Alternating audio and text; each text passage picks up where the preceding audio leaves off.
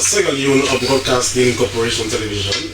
This is Good Morning, Sierra Leone, the program that always starts your day. I am Sheku Smiler. And a pleasant morning here at Broadcasting House. Hello and welcome to your favorite breakfast show. Good morning, Sierra Leone. As always, it starts today with analysis and views on issues of national concern. My name is Francis Banat. We start with our quote of the day, which is from American actress Jessica Lange, and it says, "Acceptance and tolerance and forgiveness, those are life-altering lessons." Is that so, Sheku? Acceptance and tolerance and forgiveness. Those are life-altering lessons. Yes. I very much agree with this actress.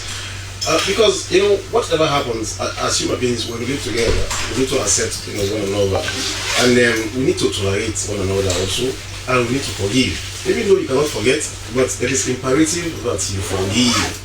That is basic principles of life. Definitely. So in the menu this morning, coordinator of the Free Quality Education Project speaks on the Ministry of Education's ban on school camping in all schools nationwide. ACC opens new user-friendly asset declaration portal and calls on public officers to declare their assets for 2026-2027. And Focus 1000 2026 vision realigns the NGO's strategic plan in support of government priorities, including the ongoing 300 days of activism. These stories, including your messages and views and concerns, which you can send to the number on your screen. The number is 030073719, or you find us on our Facebook page, slbc.sl. This is Good Morning, Sierra Leone.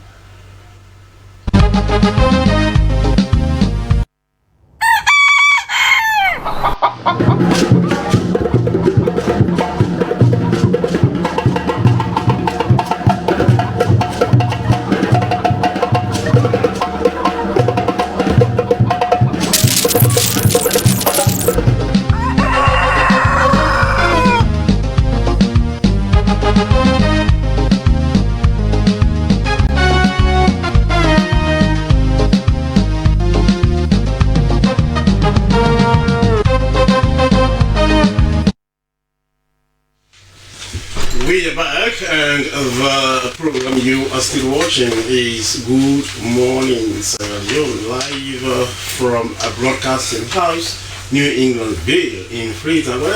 Francis, Sierra Leone at 65. Few more days to go.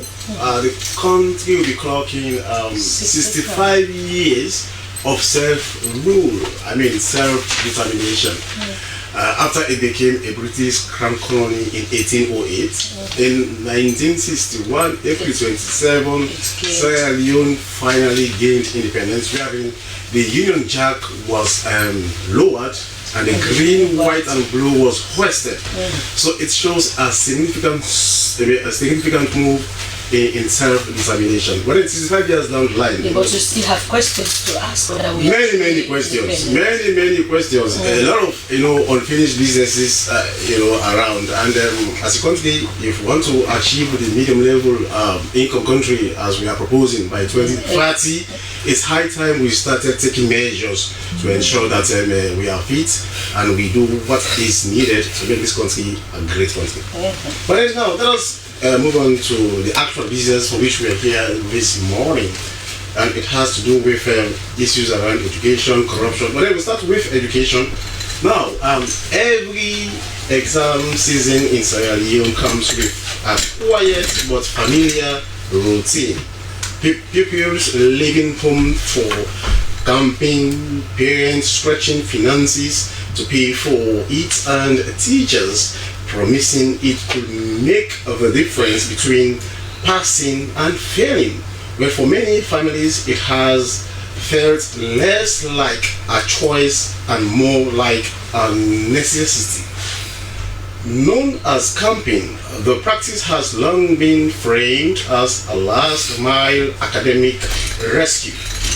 Intensive off-site study sessions designed to prepare pupils for high-stakes exams. But beneath that narrative, education authorities say a more troubling reality has taken root, one that threatens fairness, distorts learning, and erodes trust in Sierra Leone's education system. Now, that reality is being confronted as education stakeholders in Freetown have issued a joint public notice banning the practice outright, signaling a decisive shift from tolerance to enforcement. Well, among those backing the directive are the Ministry of Basic and Senior Secondary Education (MBSSE), the Sierra Leone Teachers Union (SLTU), the Conference of Principals of Secondary Schools (CPSS), the National Council of Head Teachers, the National Union of Private Schools (NUPS), and the Association of Independent Schools (AIS). Now, the decision did not emerge in isolation. It is rooted in years of mounting concern within the education sector. At the center of the issue is the growing perception that camping is no longer just about religion, but has evolved into a parallel profit-driven system operating alongside formal schooling. Well, for more on this, we have in the studios the National Program Coordinator of the Free Quality Education Program in the Ministry of Basic and Senior Secondary School Education. He's Augustine Kuruma. Good morning, Mr. Kuruma, and welcome to the program. Good morning, Mr. Sumara. So now, Mr. Kuruma, banning, camping, in schools.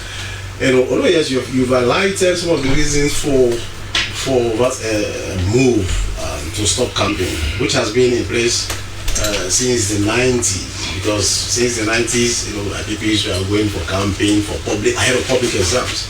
But then now, as a ministry, you decided to say no, it's high time we stopped, and you are taking this decision to ensure that camping is banned. Do you really think this time around you'll be able to achieve, or this ban will be adhered to? Yeah, thank you and good morning once again. I think the issue of camping has become troubling. We are having complaints from even the parents, and they are not only going there to camp, they use it as a means to extort money from the parents. And the camping is not free, they do pay for him. So if there is a kid that maybe decide not to pay or decide to study at home, he or she becomes at the detriment of either the principal or the kind of teacher or the teacher.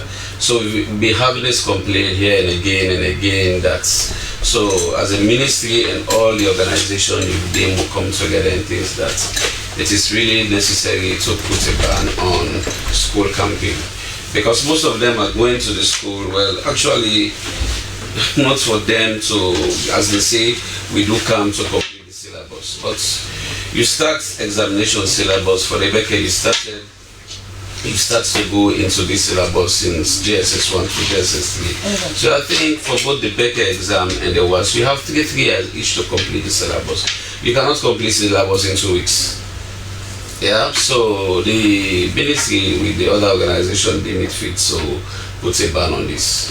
And here in, here out, we've been having complaints. So wait, Mr. Kuruma, it is that you've come to realize that these same teachers who are pioneers of these campaigns are the regular teachers in our classes, but they deprive pupils during normal classes, who are supposed to be taught, like you mentioned, a syllabus. Yeah. They prefer to teach in the camps or during extra lessons or classes to teaching, during regular periods. Yeah. Is that what you've come to realize? I think that is one of the realization.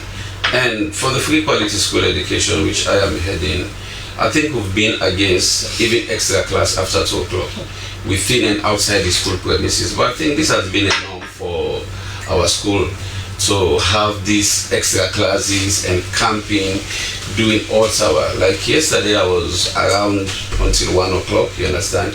Even though we have this notice out and there are penalties to this if you actually default. And one of the penalties for the government or government assisted school definitely will suspend the the principals of heads of school, and maybe all the schools do have board.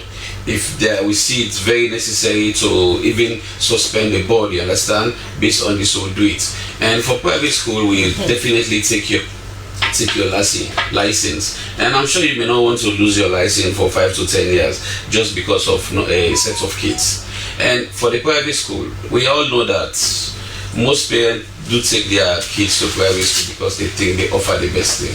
So why again do you ask them for extra classes? The same goes to... But the irony is, Mr. Kroma, these teachers, the same teachers who are teaching in some of these private schools are the same teachers also teaching in public schools. So what it is that, commitment is different, performance quality is different. What is responsible for that? So what do you mean by quality? What I'm saying is that the same teachers teaching in some of the teachers, not all of them, teaching in the private schools, some of them are also teaching in these regular schools, public schools. But then you see quality in private schools. If you have to do a comparative analysis, and in public school, like for example, unfinished, syllabi, because teachers are not teaching in the classrooms, they prefer to teach in their camps or in their extra lessons. But some of these teachers who are teaching in private schools some of them are the same teachers teaching in public schools, but then the quality is different. You can agree with me? Well, no, I cannot agree. So for government or government assisted school, for those teachers that will do this thing, you must be a qualified and trained teacher. You understand? You must have gone through the corridors of university, having your TC, HTC, BEd, or your masters in education. So for us, even for you to qualify to teach the teacher license exam, you must have those qualities. No, the thing is that quality in this sense, I'm talking about commitment. Let me tell you, the person might have all the papers, all the degrees, in education, but the thing is that if the commitment is lacking, you cannot get the required result, because some of them are more committed to the private schools to that of the public schools. And so with commitment comes quality. Yes, they may be committed to the private school. Maybe they have their own personal reason. But as far as the ministry is concerned and government is concerned, we are equally giving these facilities to these teachers. And when once a notice like this come out, we want to believe that you being a teacher or head of school need to adhere to this. We are actually here to protect the kids. Mr. Kroma, how strong is your monitoring team? Because trust me, you have schools who are now, even currently, they are asking parents. For example, the Becker classes, they are now asking parents to pay certain amounts. I later in the program, I have to read a particular notice sent from a particular school for JSS3 students to go for camping. Even when concerns were raised, they said, no, we have to still camp our kids. How strong is your monitoring team, and how effective have you been in making sure that people who go against what you have said are really punished so that they will not do it again?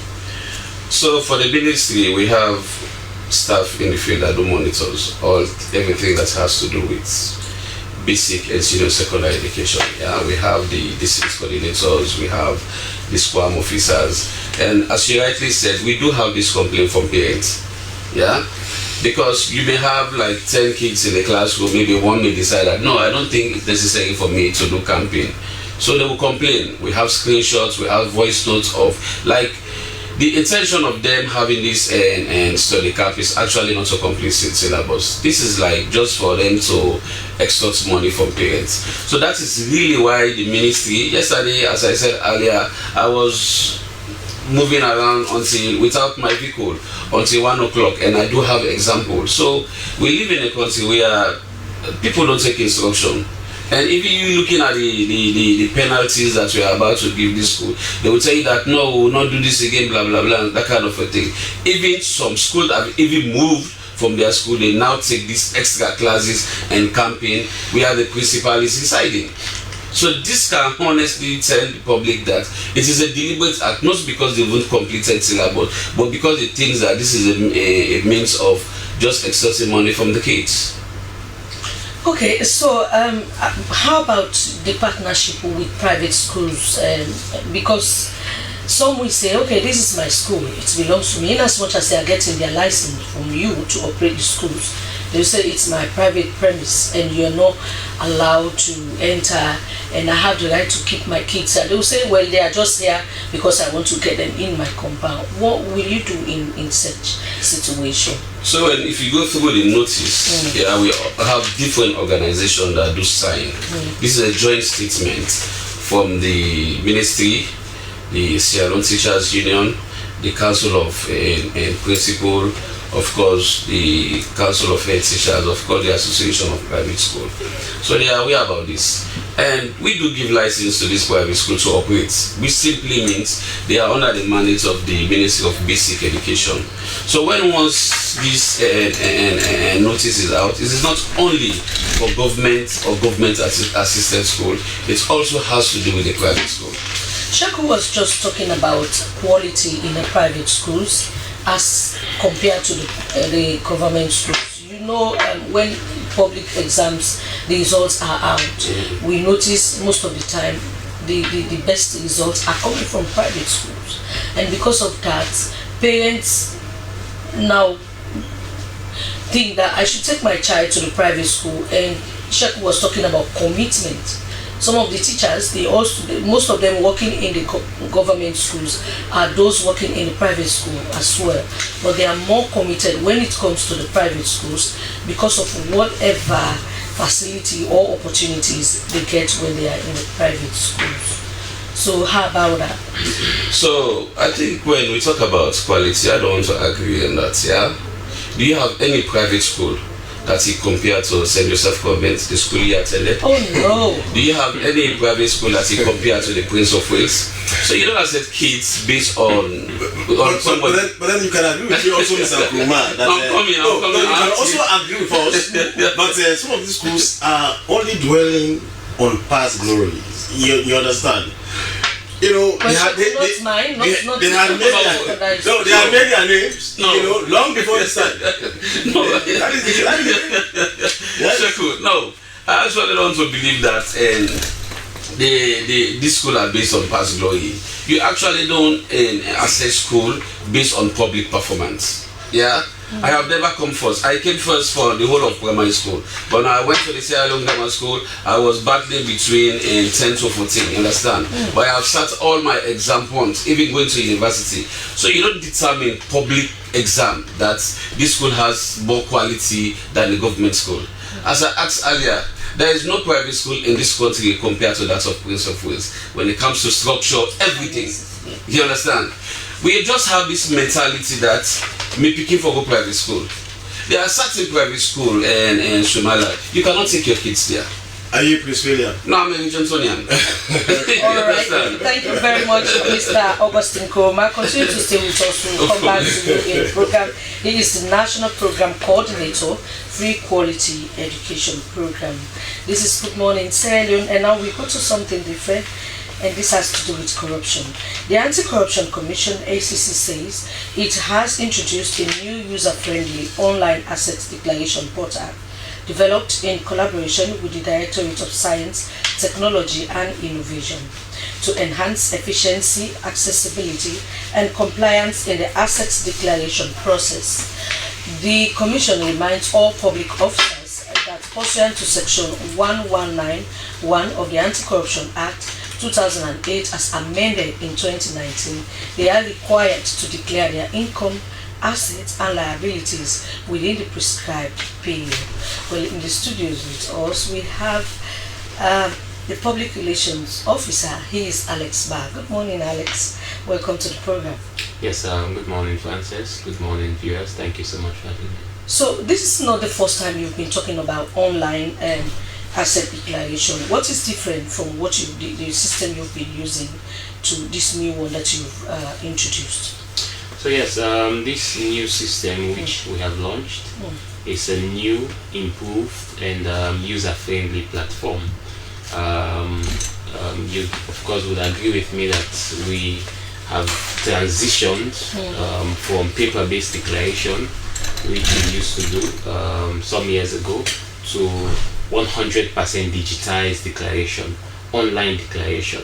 Before this time, people were declaring on paper, and it was so much challenging, it was so much overwhelming, it created some difficulties when it comes to, verification exercises or maybe certain investigations. But we transitioned completely to online declaration, and this particular biannual declaration year 2026, we decided that we need to improve. So we're always poised in improving things. So we partnered with the Directorate of Science, Technology and Innovation, DSTI, in creating, developing, and working on this new platform, which makes it now easier for public officers to declare their assets, to enhance transparency and compliance to those statutory provisions. So you said it's user friendly. How? Yes, the previous portal, of course, was first off user friendly. At the very least, we recorded over 95% compliance rate, which is one of the highest asset declaration compliance rate in the continent. But we're always poised to develop things. The best of applications that you have from time to time needs updates. So this is like just an update. So now, even in registration, it's easier, and you're being sent a code to your WhatsApp, like an SMS, to confirm and all. It sat in all the challenges or little hassles or difficulties before. We improved it, just like I said, an update. All of the apps, Facebook and all, they all require from time to time update, which makes things easier. So it's more of a platform which is less hassle free as opposed to the previous one, and it makes it all the more easier. It reduces the time frame for people to use to declare their asset. Before this time, maybe you take on average 10 to 20 minutes to declare asset, which is even more lesser now. So that is exactly what we have launched this time, and that is more reason why, as opposed to the statutory declaration period, which is the 1st of January to 31st of March, we had the reasons to shift it to make room for this new user-friendly platform. So Alex, we've seen where institutions have been using user-friendly facility to make sure they access, the public access these institutions. And a typical example is the University of Sierra Leone. For the past years they've been using the online portal and all the other stuff. But if you notice this year, when people applied, the system went just crazy, and they said, even the old system was better than the new one that they have now. So how strong is this one? So you will not come back to the SLBC or other media houses talking about the system getting crashed. How strong is this one? Yes, of course, technology, sometimes even the best of technologies sometimes encounter some difficulties. But I'll tell you that we believe so much in the system which we have created. We didn't encounter a similar problem in the old system, and we found the reasons to improve it. Mind you, that was something very new. We were not used to declaring asset online, but we created a system which allowed for online declaration, and we encountered no such problems. And so the improvisation of the system, we strongly believe, will definitely not encounter such challenges. Like I also stated, asset declaration in itself is compulsory for public officers, hence you fall within the grade. It is non-negotiable. So as much as it is non-negotiable, we're very high. Just like the last declaration period, we effected some of the sanctions, which are very punitive for non-declaration, but we are also poised to make it easier for public officers to comply with these laws. For grade 7 upwards, within government institutions, public institutions, you have to declare your asset. Immediately we launch it on the 28th of April onto the 20th of July if you fall within grade 7 upwards. But Alex, what have you been using some of this this asset declaration information for? Because year in, year out, people go online on your portal to declare their assets, to declare whatever they have. Yet the issue of corruption, people acquiring properties that are outside the monies that they get from their offices or even whatever facility they are exposed to. Do you think it's really necessary? And why are we always here talking about asset declaration when in fact it's these same public officials that are declaring their assets that are still found wanting in the area of corruption? Some, not all. Yes, first off, the first line of defense against corruption is asset declaration. That is why the law makes it very explicit that section 119 subsection 1 that every public officer within 3 months that you have been appointed into a public service institution and you are grade 7 upwards, you have to declare your assets.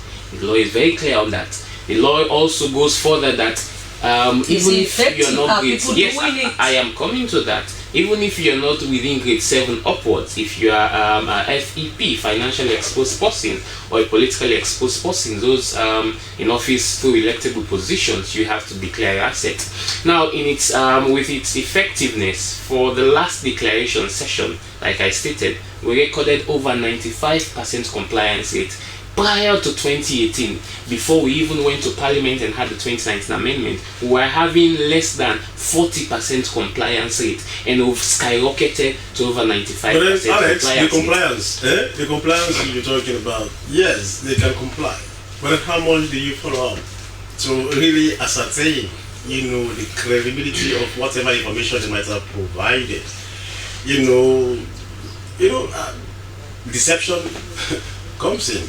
Somebody doesn't want to say, okay, by the time I took over, I had ABC and D, because there is an anticipation of him or her acquiring more wealth. So what some people do is that what they give you is not the actual representation of whatever wealth or asset they do have. How much do you try to find out? Yes. To ascertain, the level of honesty in all of these. Otherwise, it will just be a wasted effort. Don't you think so? Yes. Because somebody will not give you the right things, and then that is what they have. They use the portal. They fill in the blank spaces, and that is all. How much do you follow up to ensure that what they provided was actually correct? So the good thing is this was in the contemplation of the lawmakers when they reviewed the anti-corruption law in 2019, that any fictitious, concocted, or misleading, or untrue or erroneous declaration whatsoever, that in itself is an offense. And it's an offense that attracts very stiff sanctions, including prosecutions that comes with plenty jail terms. So it's very clear. So even when you access the portal, immediately after your registration, you would also click on the declaration, and that declaration you must have read that concocted declaration is an offense, and the provision is therein, which is reminding. But how do you ascertain? Now the thing is that we know it is. I am coming to that. We know it is an offense for false declaration, of assets or wealth, as the case may be.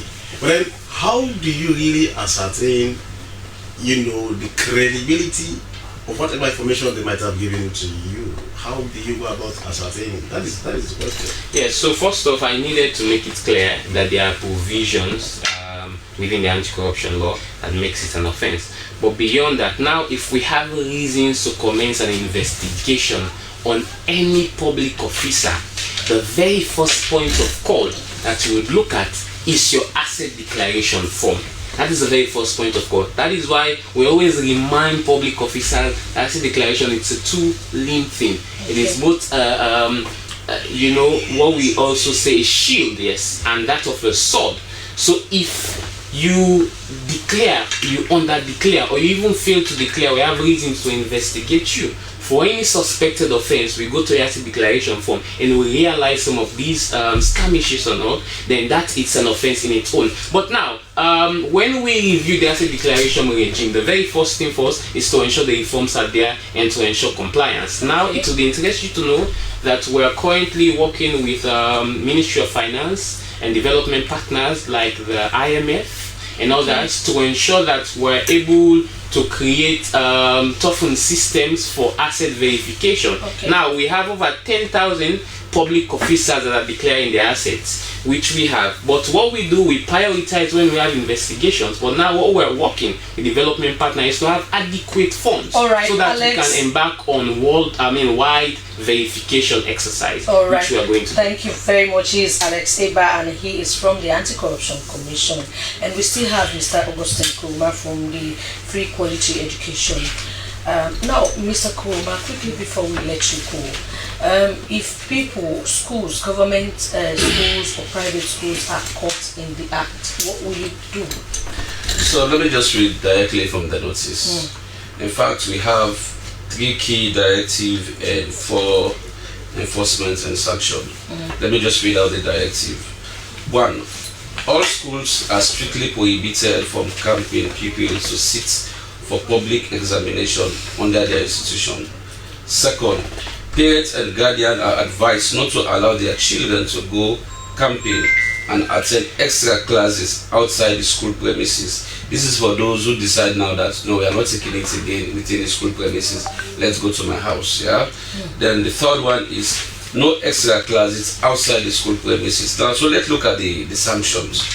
The first one, suspension or withdrawal of examination center. So let's assume if your school is an examination center, we'll stop it. Again. Okay. 2nd one, administrative discipline action against school heads. Like for example, for government school and government assisted school, definitely will suspend either the head teacher, that for the NPSC, or the principal for both the Becker or the SS section. All right. The 3rd one is possible closure of offending school. That goes for the private school.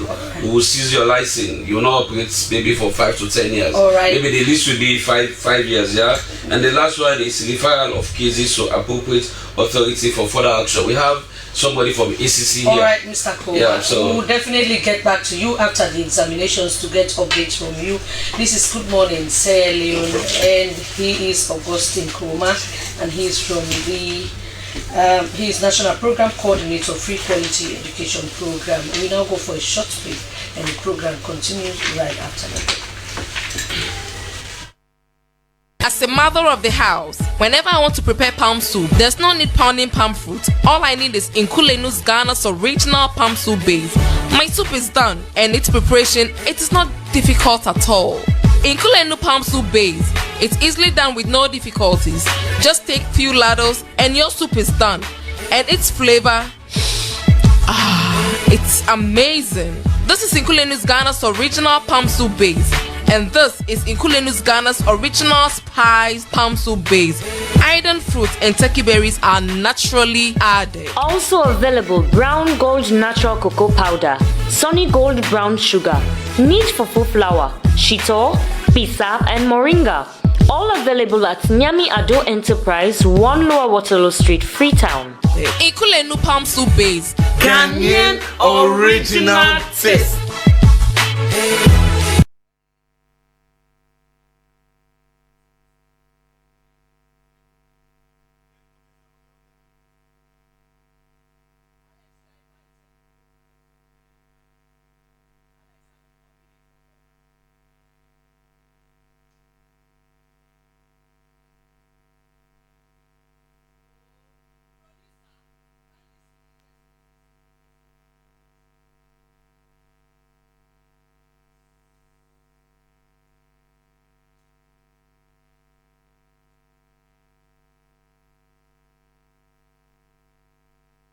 Back, and the program you are still watching is Good Morning Sierra Leone, live from a broadcasting house in Inglewood in Freetown.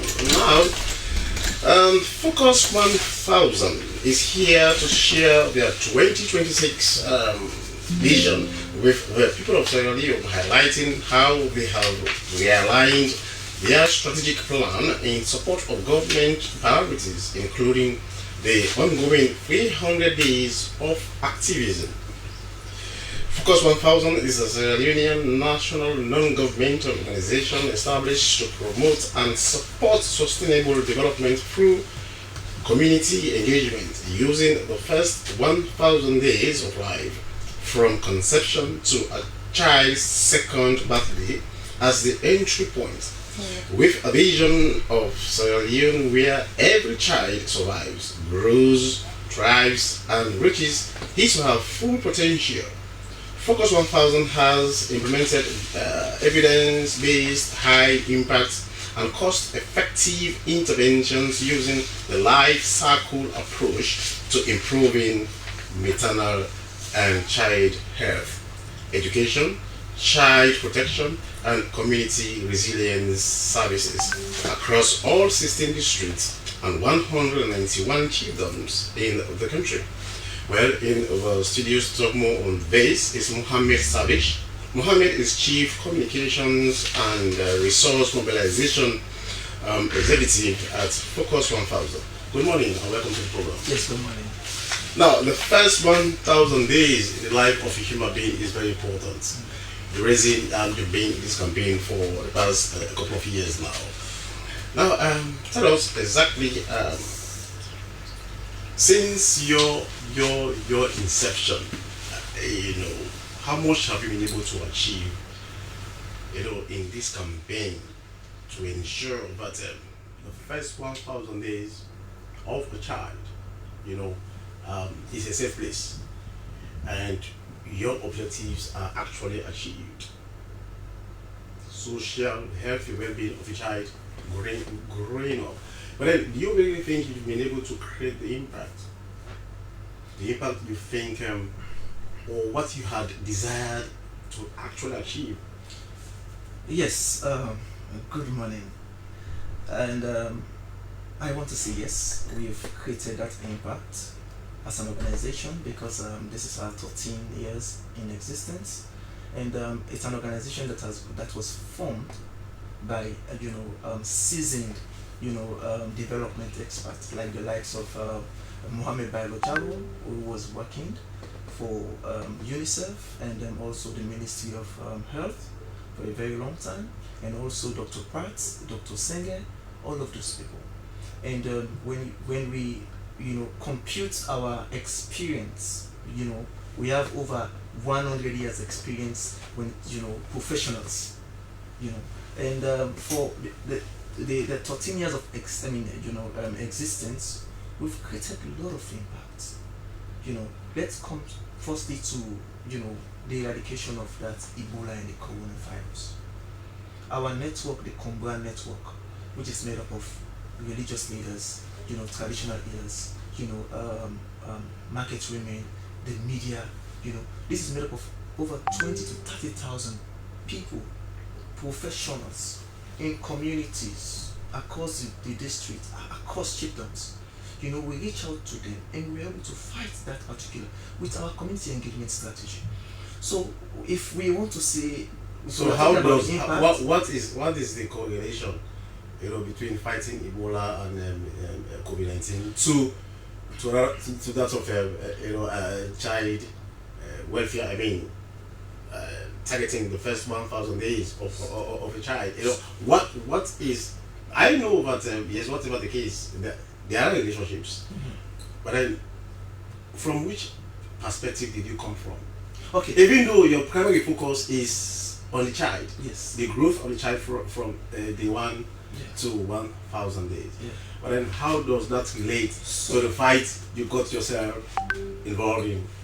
So what I want to establish here is the fact that we support government agenda, we support the objectives and the call of government, because we are going to look at the 300 days of activism that was called by the President, His Excellency, and also the Minister of Health, for us to support them. But we'll come to that.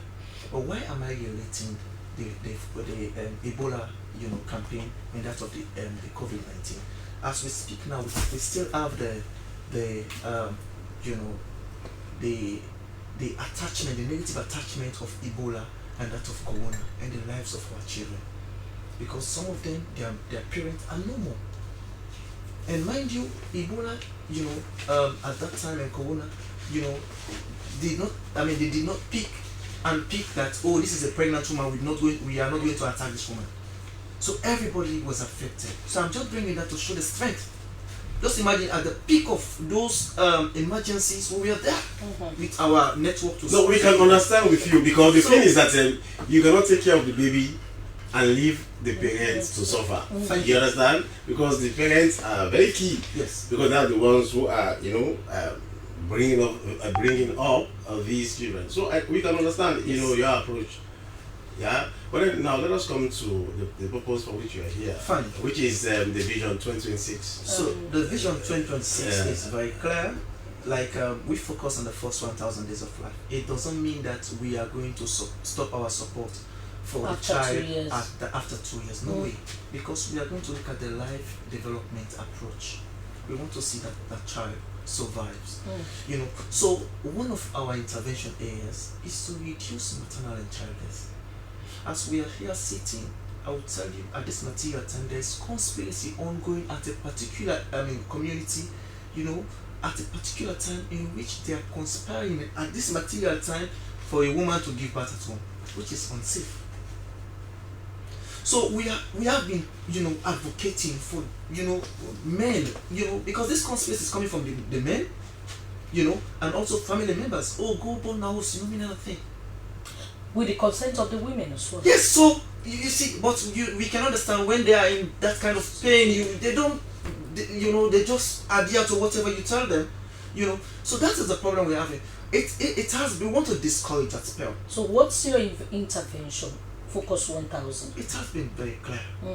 It's a community engagement approach. All right. It's data-driven approach. We go in for the data. We try to find out what are the reasons. We have a project in Champs and Bombali and Bo. We want to know if there is a death occur. We want to know what is the reason. But then, now, how much do you spoke earlier about home delivery? Yes. Some women or men prefer, or probably men prefer their women to deliver at home to that of going to health facilities. But then, how much have you engaged these traditional birth attendants? Yes. Because they are the ones who are directly involved. According to them, it is a livelihood kind of thing. So trying to take them away from that. At some point, you people have the Ministry of Health supporting them. Alternative livelihood support. But then these TBAs, traditional birth attendants, how much have you really engaged them, or how much have you been engaging them? Okay, for those people, in fact, the ministry, has been working very hard to ensure that people are discouraged of doing that. These TBAs, we always encourage them. That's the reason in our network we have the traditional healers in that network, and we have these people. We have the market women. So we have trainings, we're engaging them, dialogue, trainings. Sometimes we encourage them to use their skills to take those women to the facilities. Because when you take them to the facilities, 10 chances the woman will survive.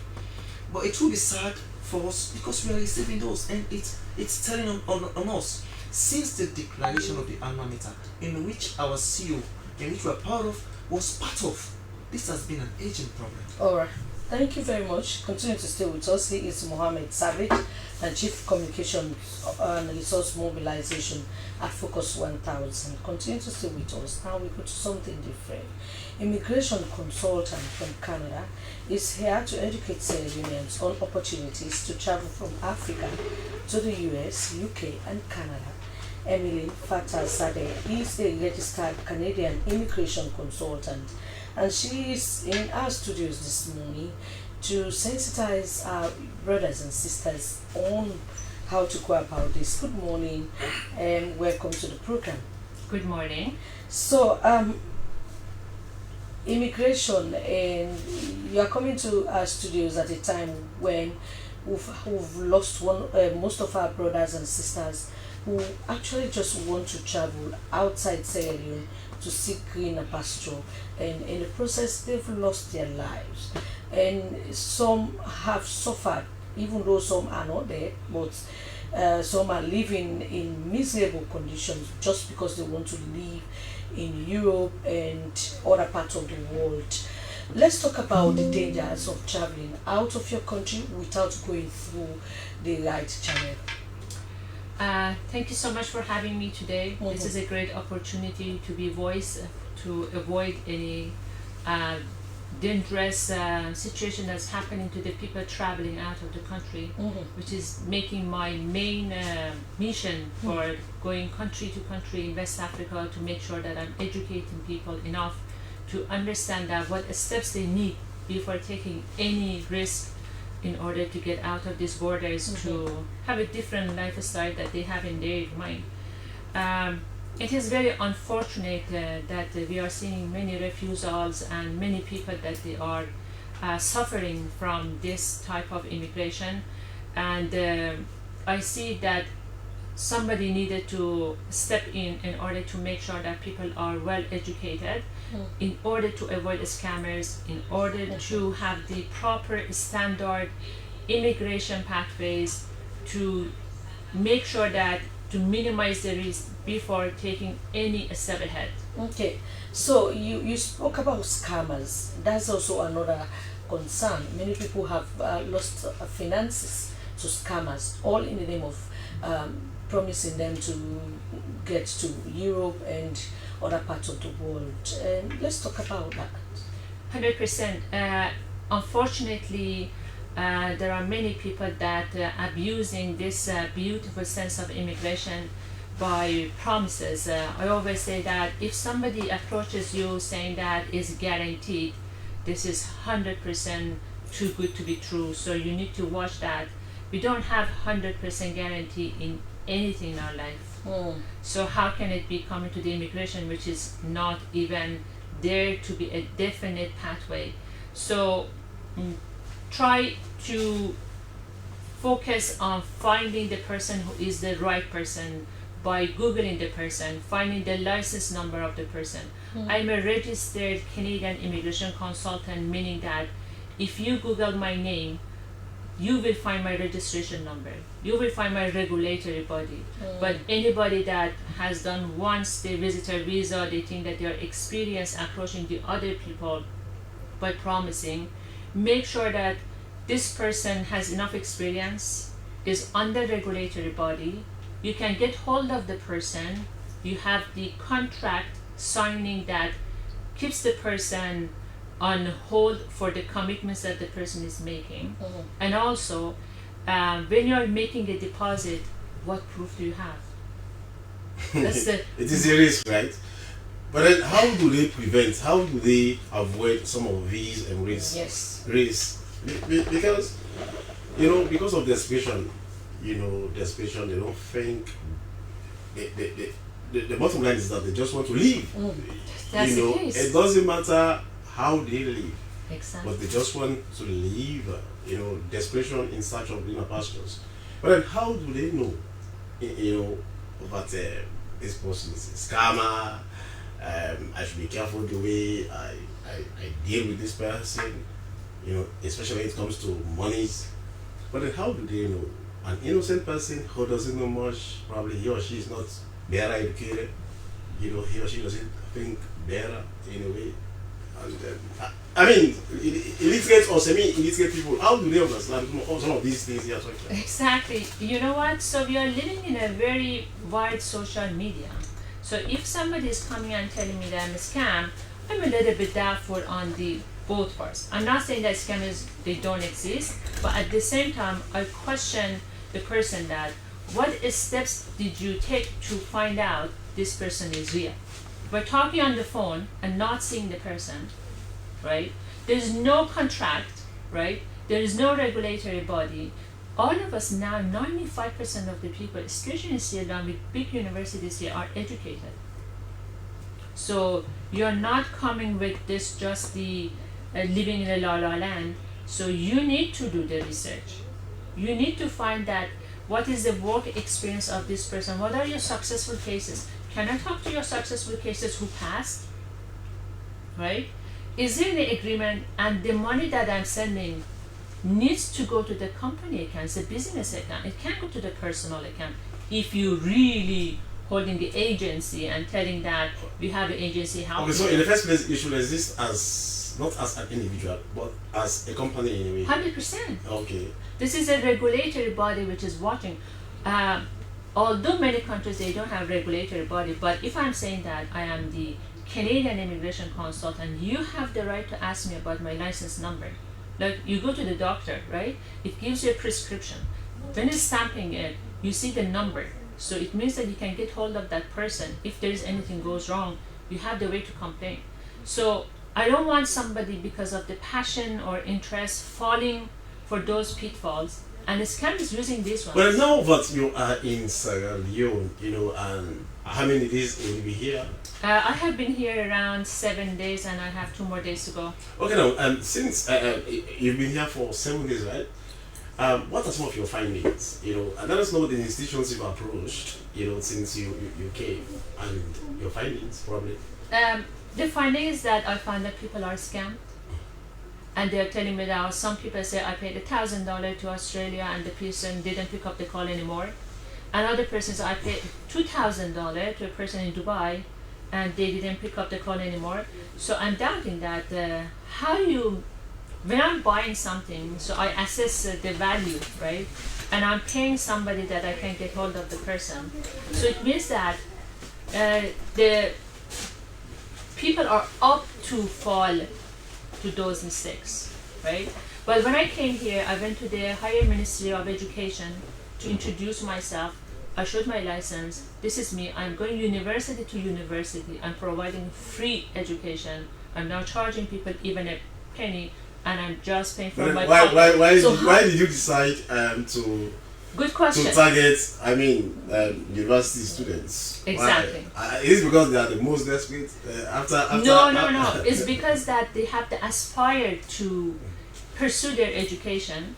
And especially when I talk to the students here, they said that they want to continue their education. They get the higher grad degrees, coming back to Sierra Leone and living with a better life and higher salary. So they're bringing their work experience, they're bringing their own education to contribute more. So this is amazing. So I think that I'm a part of a great mission. So although I'm not West African, but it doesn't mean, I say always, the world is my place. Okay. There's no border. So let's talk about because you have many young people watching you now, and maybe they want to get some coaching experience with you, or for you to sensitize them about how to go about this. How will someone contact you if they want to do so? Generally speaking, I provide my WhatsApp number, which is my direct number. Yeah. So this is gonna be the number that I always provide. That it starts with +1 604 720 2535 2535. So +1 6047202535, right? That is correct. Okay. So now tell us exactly. Now you said you've been to universities across the country. How many universities? I have been more than 25 universities in the last 2 in years. West Africa. In West Africa, I started from Liberia and Guinea. So now let us come home in Sierra Leone here. Yes. How many universities have you visited? So far? 6. So what has been the, what? I know it was like a conversation, right? Wherein the students themselves, actually explain or they share their own experiences with you. Yes. But what did they tell you actually? How can I get a scholarship? So I was going to ask about scholarship, because many people after university, after doing their undergraduates, they want to further their education outside Sierra Leone. But as we are talking about scammers and all other difficulties, especially now that people are rejected, especially when they apply for visas and all these other situations that people find themselves in. Okay. So what I can help with, let's start with this one. If you're asking for a scholarship, as a person that have been educated to master's degree, I have been in that position trying to find something free to use for my benefit, because student life, meaning that my parents need to fund it or I need to fund it, right? So I need to look for the third party like the universities. When I'm talking to the students, my first question is that, what is your GPA? What is your average score out of 4? Where are you standing? This is a great initiation. If I'm talking to sophomore students or junior, I am kind of motivating them to do better for even the last semesters, because we pick the best students, right? We have the right to pick the best. So when I'm picking the best, I give them the best. So if you are standing over GPA 3, please work harder, because top ranked universities. What is the threshold? You spoke about the grade points. The grade points. Let us say, what is the threshold? If we say that we are out of 4, right, in Sierra Leone, or we are looking at 70% high. 70% high, it means B plus in Canadian equivalency. So the university is looking for the people that they have this type of education, that they are outstanding. So they provide, these are talented people. So they start providing grant, a scholarship, bursary, and just feeding them into their tuition. They don't give it to your hand, they're just deducting it from your tuition. Going back to Canada after 9 days in Sierra Leone, what is the optics? What is in mind? Probably you'd like to share with government officials here, probably your counterparts in some other countries, I mean the countries you traveled, the Sierra Leone experience, what is the optics here? Sierra Leone country, first thing that I want to say is beautiful, right? So that's why the people, when they want to move to a more beautiful place, it gives them this opportunity to open. What is there? They want that. I found that Sierra Leone people, they would love to travel. So this passion of the traveling give them the opportunity to immigrate, and they need to find the professional people. They need to be strategic. Knowing English and just sending documents doesn't mean that, oh, my immigration platform is going through. Why I'm here? I'm here to give them how to strategize their plan. If I am applying for a university, I'm not applying for 1, I'm applying for 5. Okay. And I go with universities that they have promotion that the application fee is waived, right? So I am buying those little things that can help me in my pocket, $100, $125, $250, I'm saving. And when I have the options, I am looking for the competitive tuition. And which university is more funded to help the students and pick them. And another important thing is that during a study, they are able to work. All right, so do you have a page where people can go to learn more? The website is EMIFA Immigration, EMIFA Immigration.ca.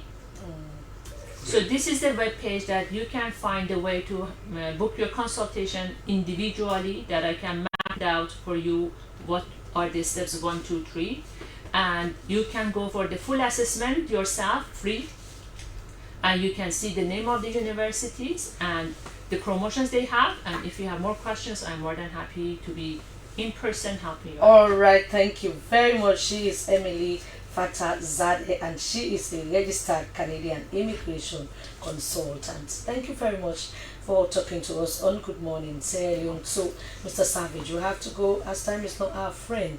So, what next for the 300 days of activism?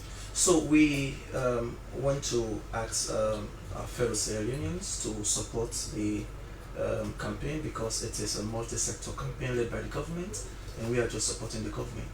So, we need to be realistic that, we should not allow our, wife to be given the birth at home, which is home delivery is the risks, and it affects the wife and that of our babies. Okay, thank you so much, Mr. Savage. Mr. Savage, he is Mohammed Savage, the Chief Communications and Resource Mobilization Officer at Focus 1000.